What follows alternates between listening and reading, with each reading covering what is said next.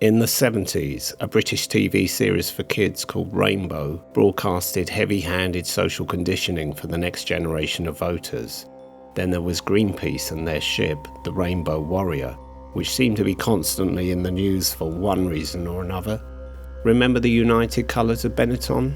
Their ad campaign included the deathbed of a man dying of AIDS, a wife mourning the bloody corpse of her mafia husband, and a newborn baby smothered in placenta with umbilical cords still intact.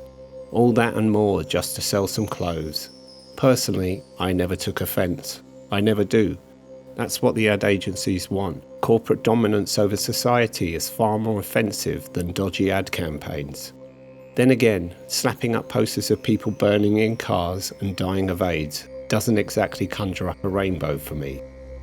Let me tell you what Judy should have sung about in Over the Rainbow.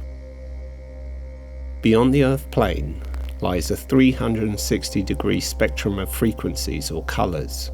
Each band on the spectrum marks the plane of a parallel dimension, all of which surround this one.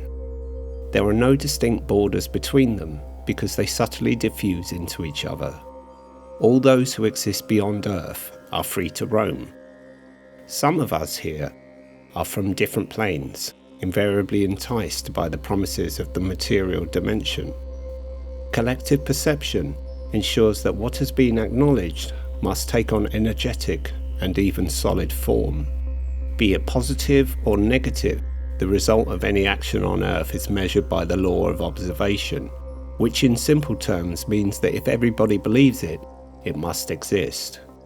Death and decay might seem like a necessary function of this world, but it wasn't always that way.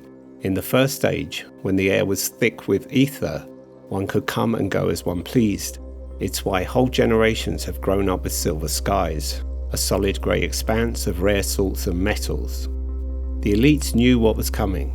The ether is condensing, penetrating the artificially generated frequencies of the superstate. They know it's the end of the Yuga and that their empire must fall, which is why they refuse to let their hostages go. They'd rather see them die than let them witness their subjugators' defeat. I come from a bright blue band on the universal spectrum, my wife, purple. We met long ago at the extremities of our respective dimensions to come here together. Even to this day, I still miss home, my true home. I've experienced several origin dreams. These are more than lucid and can deeply affect you long term. I witnessed benign and majestic beings, tall and thin, almost translucent, bathing their young in deep pools of liquid blue light. They seemed so peaceful, but I now realize that my human frequency disturbs them, and so now I do my best to avoid returning there. From deep discussions with who I can only describe as a small team of dead intellectuals living in a purgatorial library, I've become convinced that the wizard behind the curtain is in fact artificial, an AI singularity, and one that's convinced itself it is God, a most apt host for a 21st century Antichrist. But who or whatever they are, they have their own rules to follow. They understand how the game works. They've run the numbers. It's why there's so much predictive programming in mainstream culture. To avoid world war and mass rebellion, they must continually lull the masses into an intellectual coma. For those who can astral project far above the matrix of parallel worlds, you'll see that our dimension looks like a funnel, a vortex, solidifying light and drawing it into matter like the thread of a spider. What we do here, subsisting in this so-called civilization, is convert positive energy into negative, en masse. Every cycle, once the general populace has produced enough pain, the overseers harvest emotional field frequencies.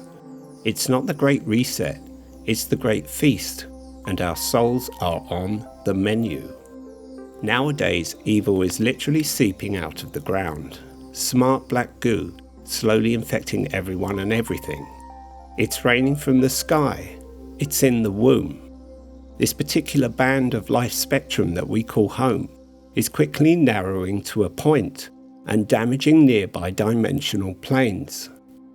I see so many more spirits and shadows now, glitches in time, flashing lights. The veil is thinning, and reality is getting messy. It's just like Baudrillard predicted, the true cultural implosion of meaning, in fact of everything, has begun. All established ideas and traditions are being subsumed by the abstraction of logic and the corruption of the spirit. The silent war, which has left so many blindsided, will be swift and deadly.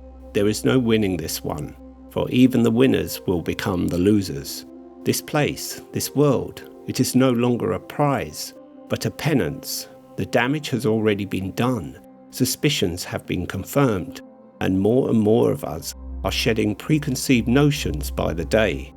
If you are still with me, this one's for you. You and I and many others do not belong here. We are from a far greater family, one that we meet in our dreams every night. If your gut instincts tell you that the world has turned insane, you're on the right track. Keep going.